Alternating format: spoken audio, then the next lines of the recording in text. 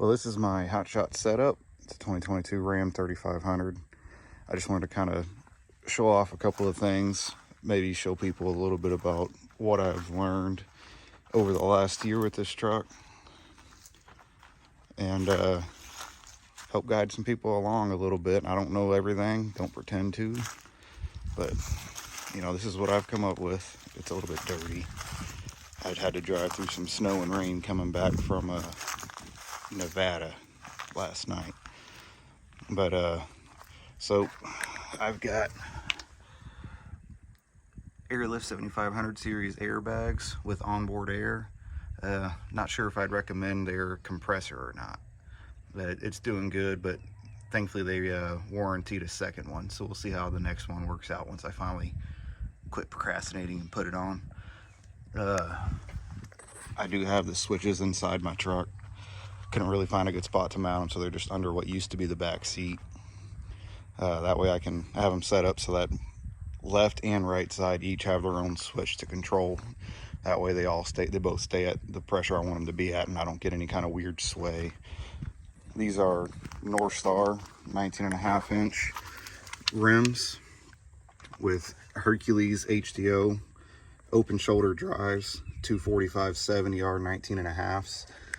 I think I really love how they look on it. They fill up the wheel wells a lot better, but there was a noticeable difference in power and how it drives because of the bigger tire. Kind of reduced the end gear ratio. This truck's got 410s in it. I would recommend that. Unfortunately, my truck is a standard output Cummins with a 68 RFE transmission. It's holding strong. I got 110,000 miles on it almost. So the only issues I've had out of this truck in a year are the transmission was blowing the dipstick out, but no coolant coming up behind it. So I put the ATS Doomsday device on the dipstick to hold that in, and I rerouted the vent tube up under the hood. I'll show you all that here in a minute. These tires, I've got about 14,000 miles on them now. They're great. They're holding up. They still look almost brand new. They've got some deep tread on them. They hold up in the rain, snow, everything.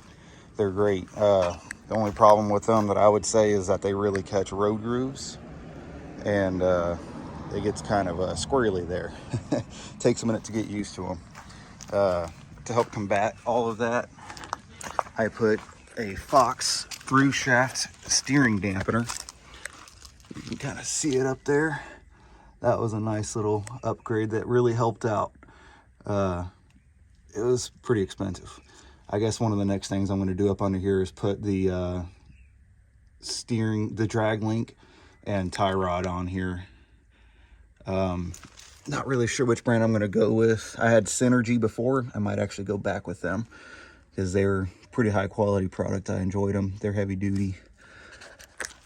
I just threw in these cheesy little fog lights, help it out. I have them angled down quite a bit so that, you know, they don't blind everybody else on the road. I've also adjusted my headlights down a bit. That way when I'm pulling, you know, headlights aren't shooting up into people's faces.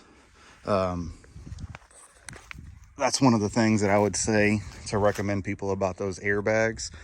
Don't air them up all the way to where you're sitting like you don't have a load on you. If I have a real light load, I might do that. But other than that, I try to get it to where it's sitting flat, sitting level, front to back, and call it good. Otherwise, it beats the heck out of you. It's a really rough ride if you try to do that. I got a strobe light up there. Don't ask me what brand it is. Don't remember. I got it out of Idaho. They said it's one of the better ones. Hopefully it is, because they charge like it was. I got a Striker CB antenna. And just a Road King CB radio that my brother gave me with an aesthetic mic. It works pretty darn good. Never had any complaints from other guys. I got my signal booster. That's about a year old. It does all right.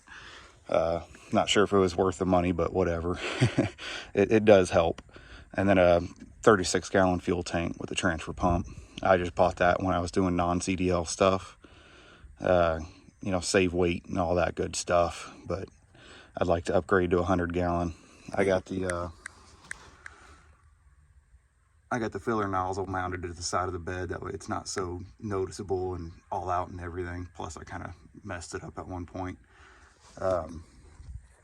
It comes in handy, you know. And then of course I carry a couple 2.5 gallon jugs with extra diesel in it, because 36 doesn't really help that much. I'm running a Kurt ball. I would like to upgrade to a B&W complete, you know, pull out the ram puck system and put a B&W. I had to put these shackles on because my chains were just barely not long enough. If I was in a real tight turn, you know, they would bind up. Again, I know my truck's pretty dirty and messy and cluttery and stuff. I just got back home from being over the road for quite a while. But, you know, it's been pretty darn good to me. I just started having an issue this last week. It was going through coolant, no signs of a leak, no signs of white smoke coming out the back. Here's the inside. It's messy. I know. Y'all know how it is living on the road. Pulled out all my seats, cut my bed out so that it fits around the console like that. I can stretch out all the way. I'm 6'4". If I need to, I can put my knee on the console, get a little bit of extra stretch in while I'm trying to sleep. It works all right. I made some cheesy little window blinds and all that stuff. Sorry, it's dirty. I also got these signs. Made them up real quick and easy. You know, just some stuff. That way, if I see somebody rolling down the road, not everybody has a CB. You can tell them that there's some problems going on. I do plan on making more short little messages, you know, something maybe to tell them that they're dragging crap or whatever. That's my switches for my onboard air and my fog lights. And that's my button for the air horn. I like having it down there because, you know, hit with my left foot. I don't got to move my hands from the steering wheel or nothing like that. Dislike about that is that, you know, sitting at a truck stop, you go to move your fat butt around or whatever, trying to climb over. Sometimes you accidentally bump that with my foot and honk the horn. That's that works out great. People love that. I got my Garmin dash cam. I had that for quite a while, and then Keep Trucking talked me into using theirs. Keep Trucking's an all right. Don't know if I'd recommend paying the extra money out for it, but you definitely want a dash cam. And the thing I like about the Keep Trucking dash cam is that it's got one facing you, so they try to pull that, no, you're not wearing a seatbelt or you're playing on your phone or anything like that. You know, if I wasn't playing on my phone, I can pop it up and show them. That's where I keep my second phone. I just got a smaller iPhone 10 or something like that I use for Motive, formerly Keep Trucking, that they like to tell everybody on every time that you open up the app. And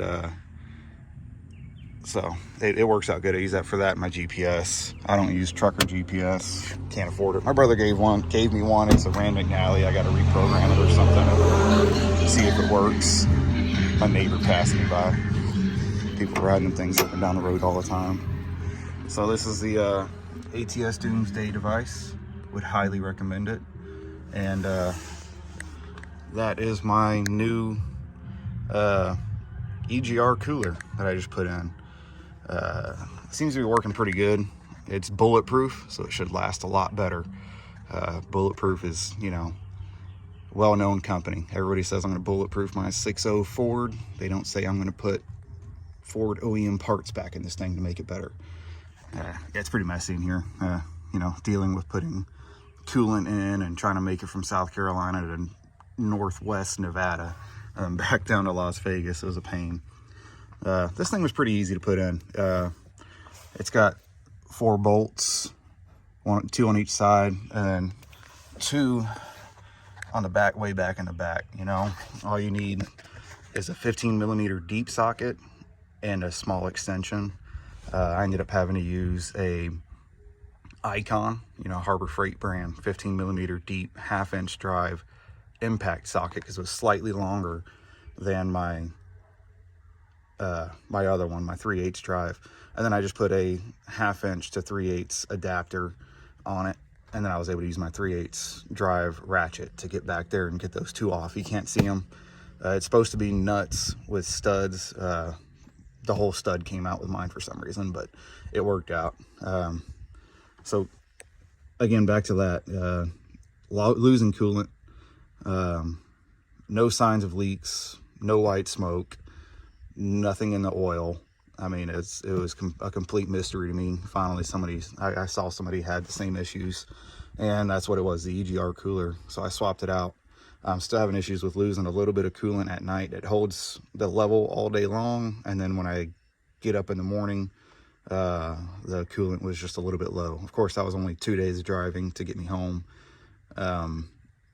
I'm probably going to take it to the dealership and let them flush my coolant system, because on my trip, just trying to make it through, I ended up having to put like 4 gallons in there, and I was just putting whatever I could get at the truck stops. Probably wasn't right. So just to make sure that this thing gets, you know, blown out properly, all that old coolant gets out of there, and they fill it up properly, and maybe make sure that there's no bubbles in it. I don't know what the heck they do. Hopefully they do something right, but we're gonna let them handle it.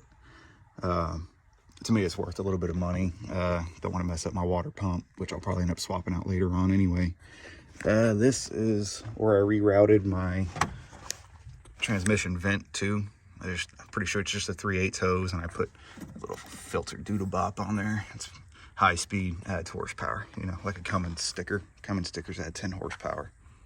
I have just a K&N drop-in filter, nothing special. Just try to do something on the road. I was being bored, changing oil, all that good stuff. But, you know, nothing special up under here. That EGR cooler is the biggest issue I've had, other than eating through, you know, tires every, not even 45,000 miles. But now I have these, like I said, 14,000 miles on them. Well worth the investment. Had to take out a dang loan to get them, but hey, that's what we do, huh? Spend money. So to get to the oil filter easier, you know, cut out the wheel well a little bit. You can reach in there nicely now, pull out the oil filter. That's just a K&N that I have in there this go around. I have the easy drain valve. Let's see if we can show it to y'all. See, easy drain valve. So I just open up the valve and I can drain it straight into, I usually use a DEF jug. Usually before I do an oil change, I'll get a jug of DEF from the store and top off my DEF tank and use that old jug to drain the oil into, because it fits really good under here. And it's 2.5 gallons. Guess what this truck holds? 2.5 gallons. You know, oh, there's another view of that cool little Fox steering stabilizer. I'm excited about it. It's cool. I would like to eventually change out with Fox shocks also, just to help the ride a little bit. These tires, believe it or not, ride about the same, if not slightly better than factory, you know, 17-inch wheels and tires. I think I had Nexen tires on it at first from the factory, and then I put the Michelin LTX AT2s, which are great tires. I had them on my F250 doing Hotshot, put well over 50,000 miles on them. They still look great. They just didn't hold up on this truck though. So, you know, these are doing good so far. I like them. They just, like I said, get kind of squirrely in the road grooves and all that, so they kind of freaked me out at first. But, you know, of course, you got the big old toolbox. Had to have the side steps to get my fat butt in and out. It's been good, you know. This is my trailer. We're not going to name no names. That thing has been the bane of my existence. I'm sure that if you recognize trailers from the road, you'll recognize what the brand of this trailer is. This is my second one. I bought it originally in March of last year. By June, it was falling apart to the point where they warrantied a brand new one. So this is the second one. It's starting to have issues again. Namely, right here around these wheel wells. I've already taken it back, got it welded up a few weeks ago at the place I bought it from. The next day it cracked again, and those two wheels and tires went flying across the interstate because they also did some welding up under there. It ruined the wheels and tires, and had to buy 2 new wheels, 2 new tires, and it also ruined my stupid hubcap. I have a new one, just got to swap it out.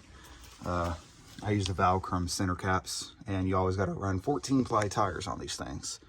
I've also had that linkage right there. Somehow that huge bolt in the back worked its way out going across Montana, and I was dragging it. Thankfully somebody stopped me and let me know, hey, you got sparks coming from under your trailer. And that wasn't good. I was able to find a bolt at a local dealer over there to get it, you know, slapped back up there, fixed on the road, made it back home. The dealer I bought this thing from gave me a brand new linkage, and then I had to go find bolts because they didn't have any. So that front bolt pretty much destroyed itself coming out. I think the nuts are made so that it buggers up the threads and makes it so where they don't come off very easily. So, you know, I guess it's one of those whatever things. Lawyers won't help. Haven't found one yet that would help me with this. I'd really love to, you know, get my money back from the lost time and effort and almost killing people going into Nashville. It was an experience, but I mean, it works. Like I said, everything's dirty, got to clean it up. I'm probably gonna get the deck all nice and clean and all that and put some black stain on it. You know, I relocated the spare tire up there, had them weld that bracket up in there, and slapped the spare tire up there. That way I can come through here if I get my butt up. I had a couple of pieces of angle iron welded in so I can put my tarps up there. Just ran a short chain binder with a lock, you know, just to make it a little bit harder for whoever steals it. I used to have a strap holding them in, and somebody cut my strap off, stole one of my other tarps. Thankfully for me, it was one of my old tarps that I was planning on replacing anyway, but still sucks, you know. And they left my big tarp, so I guess they weren't very strong. Got some pipe stakes in there. You know, whenever you're putting these things on, you want to adjust your hitch so that the front of the trailer sits slightly higher than the back of the trailer. That way, whenever you put a load on it, it levels out. But you know, it's been all right. Last year was an all right year. I don't think we lost it too bad, but could have been a lot better if the trailer would have held up. Let's see, what else can we talk about here?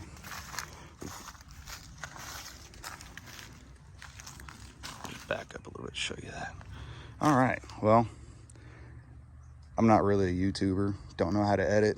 Don't know how to do any of that stuff. I just wanted to post up a quick video. Maybe somebody will see it, find out some good ideas for themselves. You know, I'm not saying what I do is doctrine or the way it should be done, but you know, if we all got a little bit of ideas from everybody else, we can always make them better and have our truck set up the way we like them. You know, it's been a heck of a year. We're gonna keep going, keep pushing through until either the bank takes the truck back or I find something better. You know, but all right, y'all have a good one. If y'all want to know anything else, let me know. Be careful out there, keep the shiny sides up, as they say. And watch out for them four-wheelers, or run them off the road, whatever, who cares.